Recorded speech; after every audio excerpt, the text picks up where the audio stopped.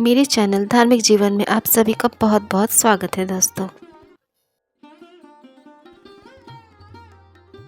एक आलसी लेकिन भोला भाला युवक था आनंद। दिन भर कोई काम नहीं करता, बस खाता ही रहता और सोए रहता। इसलिए घर वालों ने उसको निकाल दिया। वह घर से निकलकर यूं ही भटकते हुए एक आश्रम पहुंचा। वहां उसने देखा कि एक गुरुजी हैं। उनके शिष्य कोई काम नहीं करते, बस मंदिर की पूजा करते हैं। उसने मन में सोचा, यह बढ़िया है, कोई काम धाम नहीं, बस पूजा ही तो करना है। गुरुजी के पास जाकर रहने लगे। गुरुजी बोले, कोई काम नहीं करना है, बस पूजा करनी होगी। आनंद बोला, ठीक है, वह तो मैं कर लूंगा। अब आनंद महाराज आश्रम में रहने लगे। ना कोई काम ना कोई धाम, बस सारा दिन खाते रहो और प्रभु भक्ति में भजन गाते रहो। महीना भर हो गया। फिर एक दिन आई एकादशी। उसने रसोई में जाकर देखा, खाने की कोई तैयारी नहीं। उसने गुरुजी से पूछा, आज खाना नहीं बनेगा क्या? गुरुजी ने कहा, नहीं, आज तो एकादशी है, तुम्हारा भी उपवास है। उसने कहा, नहीं, अगर हमने उपवास कर लिया तो कल का दिन ही नहीं देख पाएंगे। गुरुजी ने कहा, ठीक है, तुम ना करो उपवास, पर खाना भी तुम्हारे लिए कोई और नहीं बनाएगा, तुम खुद बना लो। मरता क्या ना करता गया रसोई में। गुरुजी फिर आए, देखो, अगर तुम खाना बना लो तो राम जी को भोग जरूर लगा लेना और नदी के उस पार जाकर बना लो रसोई। ठीक है। लकड़ी, आटा, तेल, घी, सब्जी लेकर आंध चले गए। जैसा तैसा खाना भी बनाया। खाने लगा तो याद आया, गुरुजी ने कहा था कि राम जी को भोग लगाना है। वह भजन गाने लगा, आओ मेरे राम जी, भोग लगाओ जी, प्रभु राम आइए, श्री राम आइए, मेरे भोजन का भोग लगाइए। कोई ना आया तो बेचैन हो गया कि यहाँ तो भूख लग रही है और राम जी आ ही नहीं रहे। श्री राम अपने भक्त की सरलता पर मुस्कुराए और माता सीता के साथ प्रकट हो गए। भक्त असमंजस में। गुरुजी ने तो कहा था कि राम जी आएंगे, पर यहाँ तो माता सीता भी आई हैं और मैंने तो भोजन बस 2 लोगों का बनाया है। चलो, कोई बात नहीं, आज इन्हें ही खिला देते हैं। बोला, प्रभु मैं भूखा रह गया, लेकिन मुझे आप दोनों को देखकर बड़ा अच्छा लग रहा है। लेकिन अगली एकादशी पर ऐसा ना करना, पहले बता देना कि कितने जन आ रहे हो, और हाँ, थोड़ा जल्दी आ जाना। राम जी उसकी बात पर मुदित हुए, प्रसाद ग्रहण करके चले गए। अगली एकादशी तक यह भोला मानस सब भूल गया। उसे लगा प्रभु ऐसे ही आते होंगे और प्रसाद ग्रहण करते होंगे। फिर एकादशी आई। गुरुजी से कहा, मैं चला अपना खाना बनाने, पर गुरुजी थोड़ा ज्यादा अनाज लगेगा, वहां 2 लोग आते हैं। गुरुजी मुस्कुराए, भूख के मारे बावला है, ठीक है, ले जा और अनाज ले जा। अब की बार उसने 3 लोगों का खाना बनाया।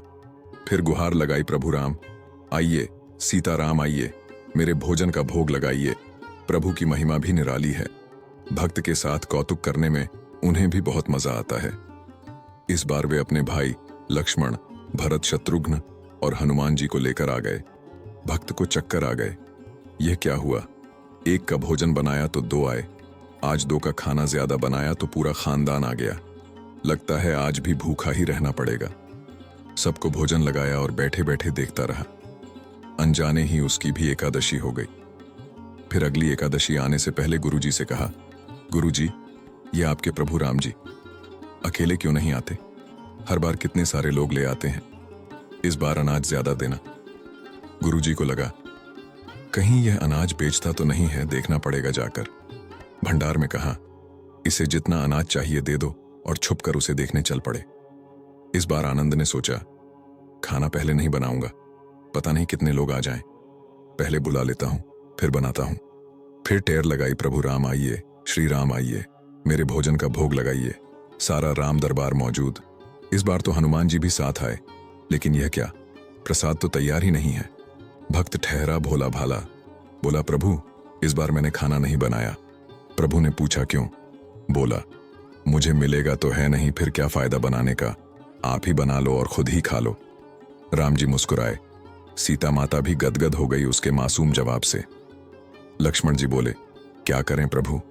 प्रभु बोले, भक्त की इच्छा है, पूरी तो करनी होगी, चलो लग जाओ काम से। लक्ष्मण जी ने लकड़ी उठाई, माता सीता आटा सानने लगी। भक्त एक तरफ बैठकर देखता रहा। माता सीता रसोई बना रही थी तो कई अर्षि मुनि, यक्ष, गंधर्व प्रसाद लेने आने लगे। इधर गुरुजी ने देखा, खाना तो बना नहीं, भक्त एक कोने में बैठा है। पूछा, बेटा क्या बात है, खाना क्यों नहीं बनाया? बोला, अच्छा किया गुरुजी आप आ गए, देखिए कितने लोग आते हैं प्रभु के साथ।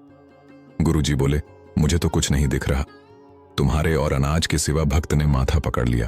एक तो इतनी मेहनत करवाते हैं प्रभु, भूखा भी रखते हैं और ऊपर से गुरुजी को दिख भी नहीं रहे, यह और बड़ी मुसीबत है। प्रभु से कहा, आप गुरुजी को क्यों नहीं दिख रहे हैं? प्रभु बोले, मैं उन्हें नहीं दिख सकता।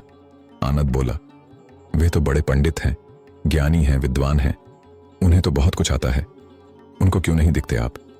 प्रभु बोले, माना कि उनको सब आता है, पर वे सरल नहीं है तुम्हारी तरह, इसलिए उनको नहीं दिख सकता।